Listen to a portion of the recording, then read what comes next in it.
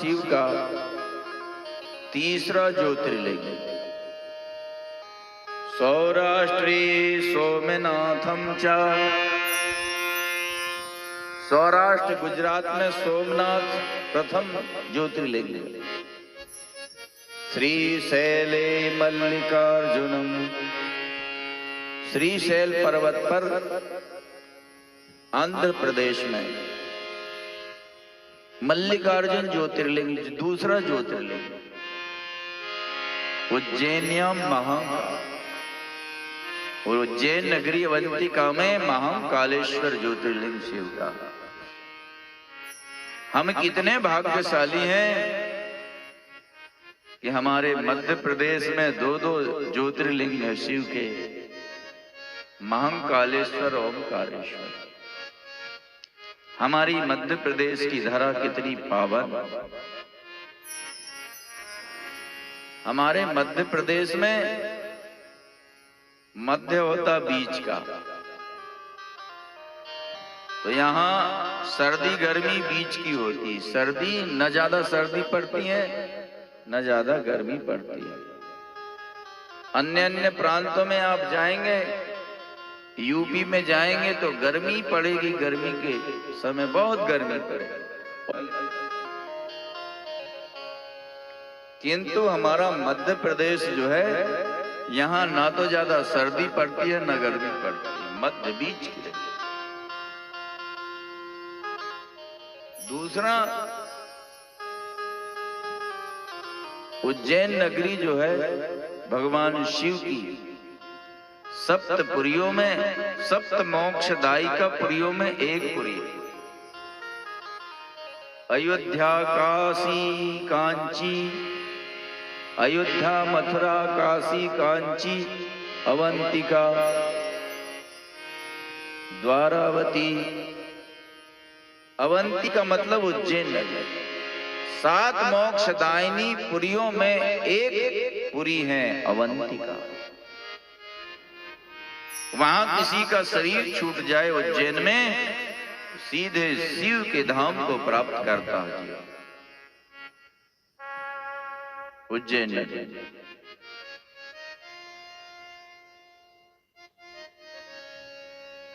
और संसार में अकाल पड़ जाएगा, यहां तक कि भगवान श्री राम के अवध नगर में भी अकाल पड़ गया। रामचरितमानस में लिखा हुआ काकभूषुंड जी का जो पूर्व जन्म की कथा आती है, वो अयोध्या में जन्म हुआ, वहां अकाल पड़ गया। तो कहां आए वो? गयऊ उज्जैनी शुन उर्गारी। अयोध्या छोड़कर के उज्जैन नगरी आए। श्री राम जी की नगरी में भी अकाल पड़ सकता है, किंतु भोलेनाथ की नगरी में कभी अकाल नहीं पड़ सकता, क्योंकि उनके सिर में गंगा है, वो गंगाधर कहला रहे, गंगाधर कहला रहे। और वो उज्जैन नगरी हमारे मध्य प्रदेश में। यह मध्य प्रदेश के क्षिप्रा नदी के तट पर उज्जैन नगरी है। क्षिप्रा दक्षिण मुखी है, दक्षिण की ओर बहती, दक्षिण की ओर मुख क्षिप्रा का। अवंती नगरी रम्या मुक्तिदा सर्वदेहिनां शिव प्रिया महापुण्या वर्तते लोक पावनी। उज्जैन नगरी मोक्षदायी का है, प्राणियों को मुक्ति देने वाली नगरी है, शिव की प्रिय नगरी है, महापुण्य नगरी है। वहां जाने मात्र से, निवास करने मात्र से पुण्य की प्राप्ति होती है। संपूर्ण लोगों को पवित्र करने की शक्ति उस नगरी में। एक वेद प्राची ब्राह्मण था, महाकाल की उत्पत्ति कैसे हुई, इसकी कहानी सूत जी कहते हैं। उज्जैन नगरी में एक वेद पाठी ब्राह्मण सदाचारी था, शिव पूजक, शिव भक्त था। नित्य वह पार्थिव पूजन करता था। उसके 4 पुत्र थे, देवप्रिय, प्रियमेध, सुकृत और धर्मवाह। वे चारों भी पिता के समान शिव भक्त थे। मन कर्म वाणी से शिव की आराधना करते थे। पार्थिव मिट्टी के शिवलिंग बनाकर पूजन करते थे, ध्यान करते थे। ब्राह्मणों, हम संकट में पड़ गए हैं, क्या करें, कहां जाएं? संकट आया ऐसा सुनकर भी वो शिव जी के ध्यान में मग्न रहे और उन्होंने कहा, प्रजाजनों चिंता मत करो, भगवान शिव की शरण में जाओ, शिव ही हमारे रक्षक हैं, शिव रक्षा करेंगे। और वो निश्चित इस समय पार्थिव लिंग में विराजमान है। चिंता मत करो, बस शिव की शरण में जाओ। भगवान विश्वनाथ है, विश्वनाथ।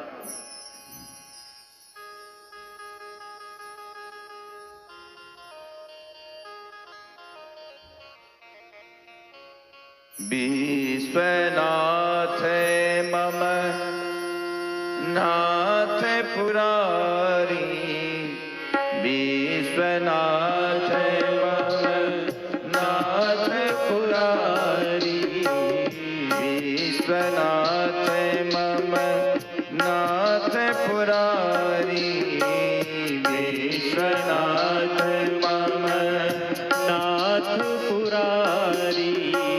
त्रिभुवन महिमा विदित तुम्हारी, त्रिभुवन महिमा विदित तुम्हारी। आशुतोष तुम अवधर दानी, आशुतोष तुम अवधर दानी, आशुतोष तुम अवधर दानी, आशुतोष तुम अवधर दानी।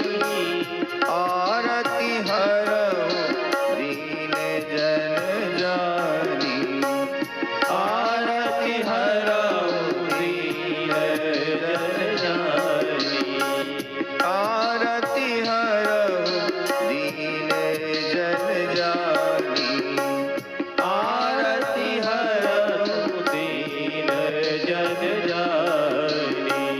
विश्वनाथ मम नाथ पुरारी, विश्वनाथ मम नाथ पुरारी। त्रिभुवन महिमा विदित तुम्हारी, त्रिभुवन महिमा विदित तुम्हारी, त्रिभुवन महिमा विदित तुम्हारी, त्रिभुवन महिमा विदित तुम्हारी। ब्राह्मणों ने कहा, भगवान भोलेनाथ विश्व के नाथ, सबके रक्षक वही है,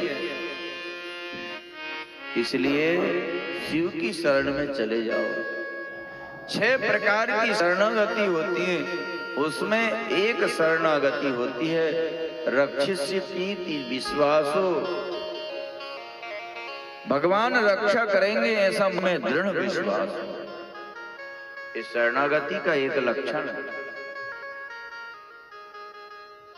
हम शिव के शरण में हैं, शिव का पूजन करते हैं और दूसरे को रक्षक बनाएं, दूसरे पर विश्वास करें कि ये मेरी रक्षा करेगा। ये तो शिव की भक्ति में, शिव की शरणागति में खोट है। इसीलिए शिव सामर्थ्य है, शिव के अंदर सामर्थ्य है रक्षा करने का। ब्राह्मणों के कहने से सारी प्रजाजन नगरवासी शिव का पूजन करके उनका ध्यान करने लगे, ध्यान करने लगे।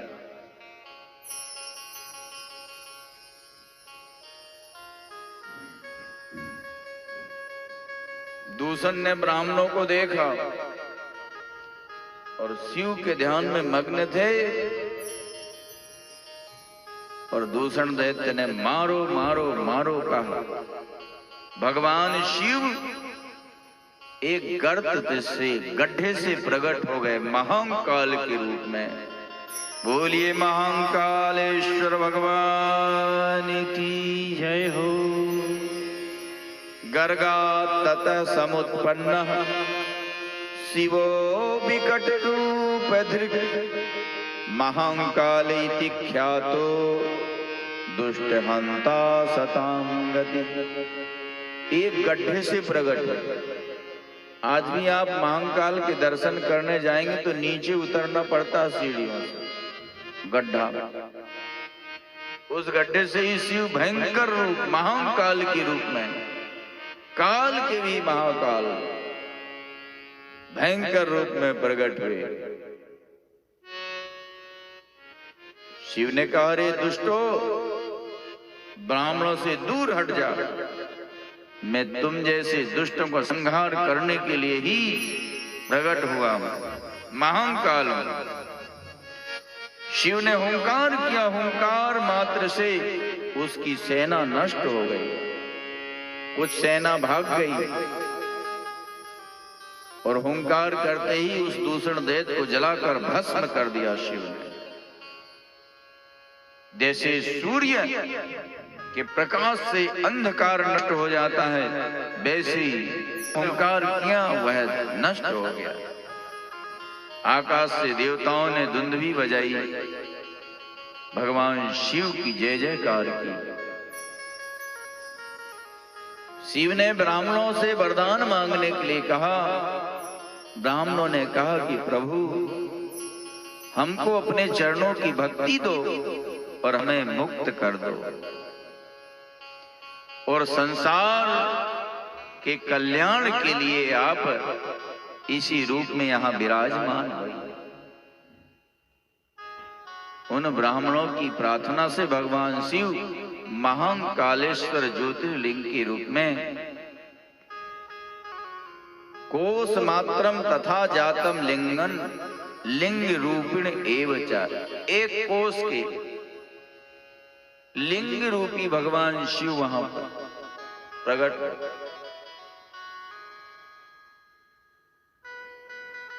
और आज ही वह स्थान जगत पूज्य है।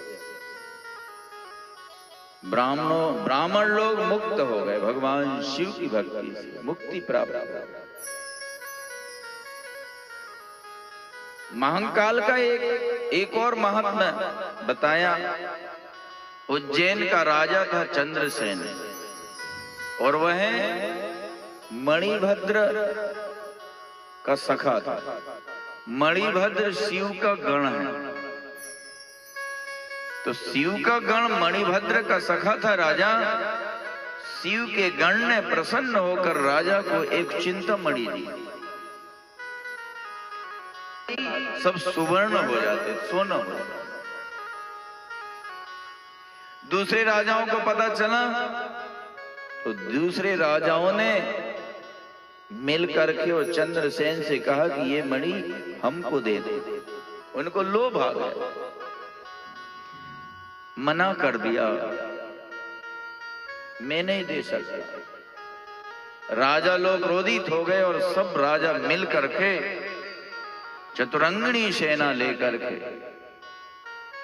हाथी, घोड़ा, रथ सवार और पैदल, ये 4 प्रकार की सेना, चतुरंगिणी सेना लेकर के उज्जैन नगरी को घेर लिया राजाओं ने। राजा को पता चला भगवान महाकाल के शरण में गया, और वह रात दिन उपवास करके भगवान शिव का पूजन करने लगा, शिव का ध्यान करने लगा। शिव ने प्रसन्न होकर एक रक्षा विधान किया। उसकी रक्षा शिव ने, एक विधवा गोपी थी, अपने 5 वर्ष के बालक को साथ में लेकर के महाकाल भगवान के दर्शन करने के लिए आई वह। चंद्रसेन राजा उस समय पूजन कर रहा था। चंद्रसेन ने विधि विधान से पूजन किया और करके, बच्चों की पूजा आप जानते ही हैं कैसे होती है। कहीं से कोई भी पत्ता तोड़कर ले आए, उन्होंने मान लिया कि ये बिल्व पत्र हैं और उसी को चढ़ा दिया। एक पत्ते में मिट्टी को ही रख लिया और उसी को चढ़ा दिया, मान लिया कि ये नैवेद्य है। बच्चों का पूजन आप जानते हैं कैसा होता है। इसको बच्चों के कृत्रिम पूजा कहते हैं।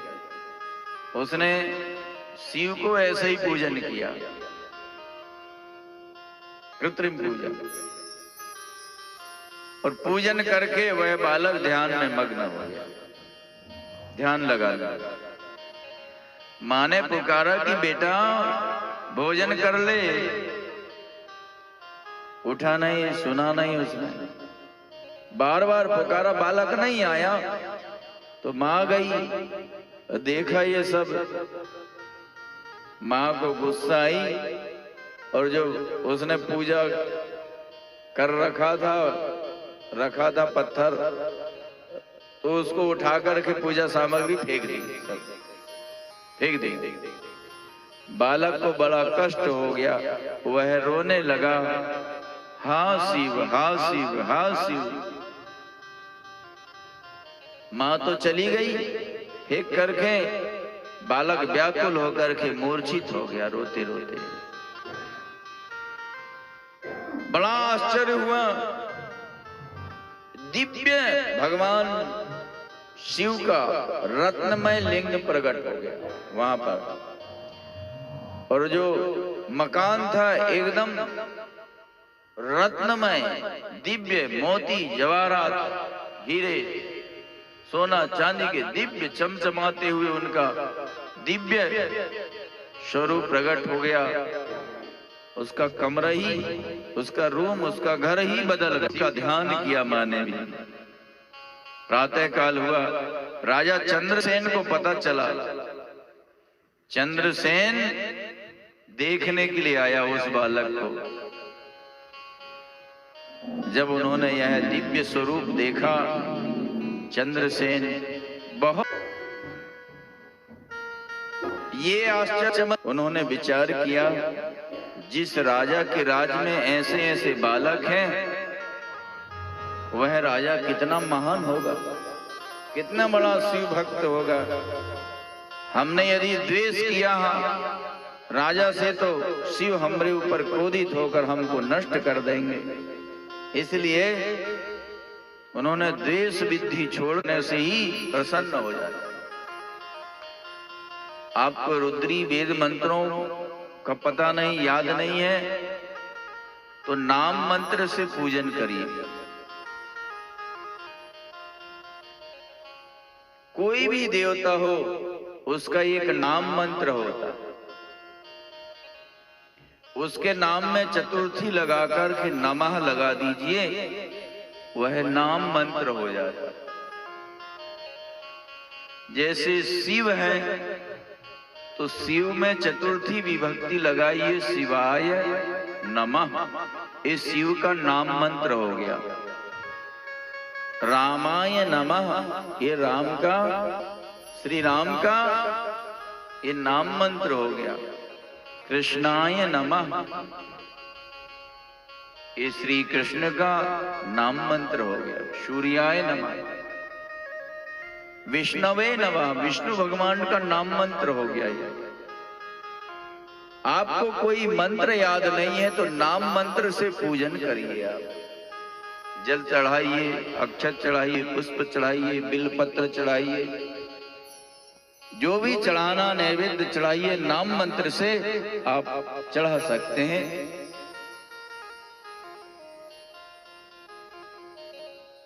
ओम लगा दो प्रणव तो और वह श्रेष्ठ बन जाता है।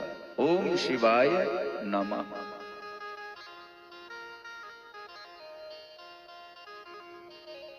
हनुमान जी ने कहा ये पता चल गया कि बिना मंत्र के पूजन करने से भी शिव प्रसन्न हो जाते हैं। और इसके 8वें वंश में, इस गोप के 8वें वंश में नंद नामक गोप प्रकट होंगे, जिनके यहाँ साक्षात नारायण श्री कृष्ण के रूप में अवतरित होंगे 8वें वंश में। और इसका नाम होगा श्रीकर। श्रीकर के नाम से यह विख्यात होगा।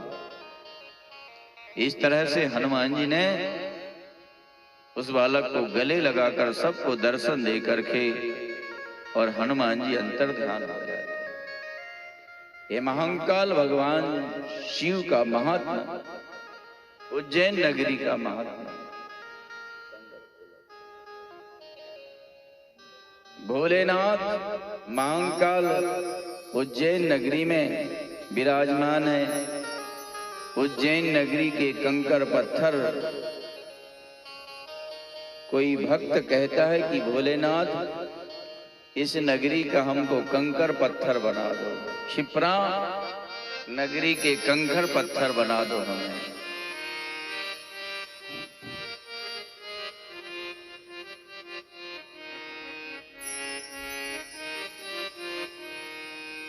शंकर भोलानाथ है हमारा तुम्हारा, हमारा तुम्हारा।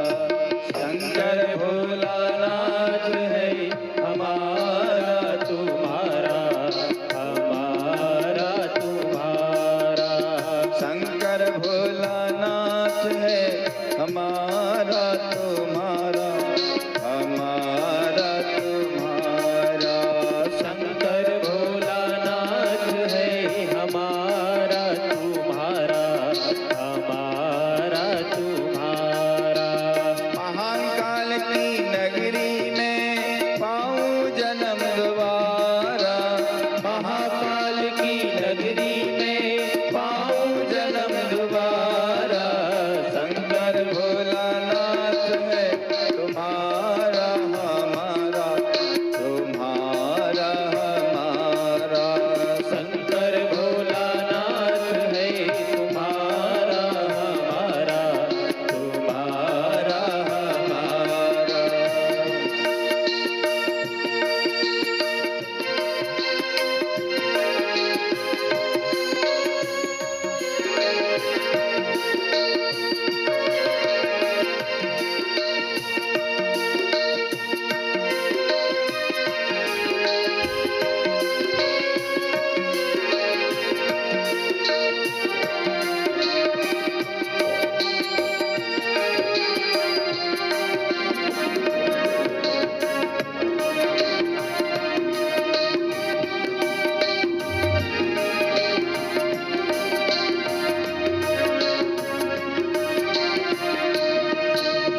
इस नगरी के कंकर पत्थर हम बन जाएं, इस नगरी के कंकर पत्थर हम बन जाएं। इस नगरी के कंकर पत्थर हम बन जाएं, इस नगरी के कंकर पत्थर हम बन जाएं। भक्त हमारे ऊपर त्यागो छिपरा तट पर, जब भी ये तन त्यागो, त्यागो छिपरा तट पर। जब भी ये तन